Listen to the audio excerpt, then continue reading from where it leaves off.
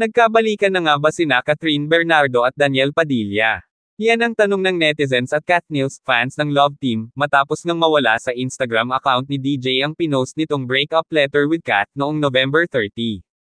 Tanging mga larawan na lamang ang natira sa nasabing trending IG post ni DJ na may caption na, "Ikaw at ako." Naligalig at tila naguguluhan ang mga marites sa online world sa mga pangyayari. Dainlit na kasi ng aktor ang sinulat kung saan niya inamin ang paghihiwalay nila ni Catherine. Sa nasabing letter din siya nagpasalamat sa mga Katniel fans. Sa dulo nga ng deleted letter, na iyon binanggit ni DJ ang pagmamahal ko sa iyo ay walang hanggan at walang katapusan.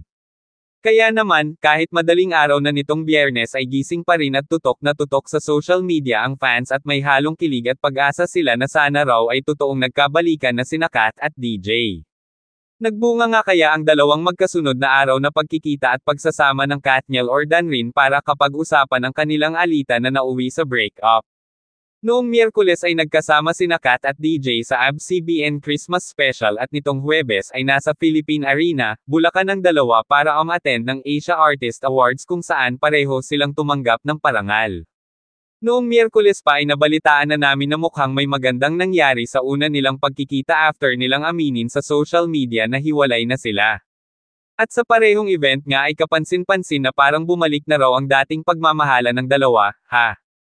Well, abangan natin ang susunod na chapter ng Katniel. Kaya nga ba may Danrin na dahil ito na ang susunod na kabanata sa pag-iibigan ni Kat at DJ?